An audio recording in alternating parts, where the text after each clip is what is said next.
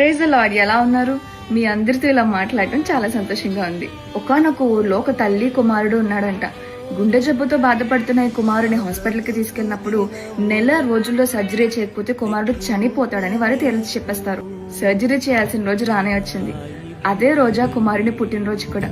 Room లోకి వెళ్తూ ఆ కుమారుడు అంటాడు కదా, అమ్మా నేను బ్రతికి బయటకు వస్తే నువ్వు ఒక మంచి బహుమతి నా పుట్టినరోజు సందర్భంగా నాకు ఇవ్వాలి అని. ఆ కుమారుని చూసి చిన్న నవ్వు నవ్వి ఆ తల్లి తనతో అంటది కదా, ఈసారి నీ పుట్టినరోజుకి నువ్వు మర్చిపోలేని బహుమతిని నీ కోసం సిద్ధపరిచాను అంటూ ధైర్యం చెప్పి ఆ కుమారుని సర్జరీ రూమ్ లోకి పంపిస్తుంది. సర్జరీ అంతా సక్సెస్ఫుల్ గా కంప్లీట్ అవుతుంది.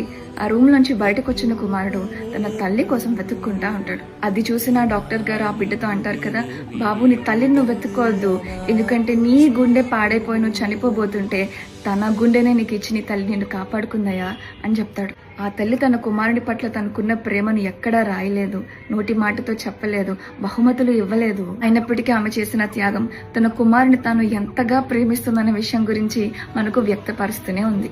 చాలా మంది యవనస్తులు ఈ రోజు నా దగ్గరికి వచ్చి, అక్క మేము దేవుడిని ఇంతగా ప్రేమిస్తున్నాం అక్క, అయినప్పటికీ దేవుడు మా జీవితంలో ఎందుకు కార్యం చేయట్లేదు అని అడుగుతా ఉంటారు. అయితే నేను మిమ్మల్ని అడిగే ప్రశ్న, మీ ప్రేమ మీ మాటల్లోనో భక్తిలో మాత్రమే కాకుండా ఆయన కోసం త్యాగాలు చేయడానికి సిద్ధంగా ఉందా? యేసు ప్రభు వారు మన కోసం భూమి మీదకి వచ్చినప్పుడు మనల్ని ప్రేమిస్తున్నారని ఒక మాటో లేక మన కోసం స్వస్థత కార్యాలు అద్భుత కార్యాలు చేసి ఊరుకోలేదు, కానీ చివరికి ఆయన ఆఖరి బొట్టు రక్తం కూడా మన కోసం సిలువలో ఆయన చిందించినప్పుడు ఆ ప్రాణ త్యాగం వెనకతల ఆయన మనల్ని ఎంతగా ప్రేమిస్తున్నాడన్న విషయం వ్యక్తపరచబడుతూనే ఉంది. ఆయనే గాని భూమి మీదకి వచ్చినప్పుడు నిన్ను ప్రేమిస్తున్నానని ఒక మాట అని ఊరుకుంటే ఈరోజు దేవుని వంక కూడా మనం చూసినవాళ్ళం కాదేమో.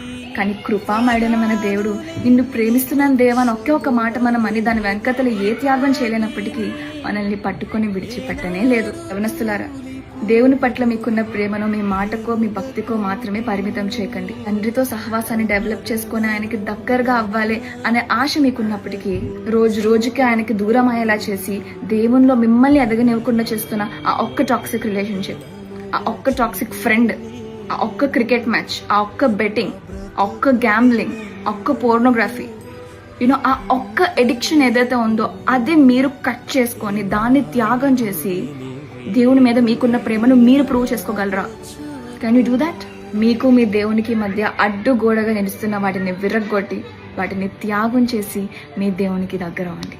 ఎందుకంటే మీ మాటలు కేవలం మీ దేవునికి మాత్రమే వినపడతాయి, కానీ మీ త్యాగాలు ఈ లోకమంతటికి కనపడతాయి. May God bless you.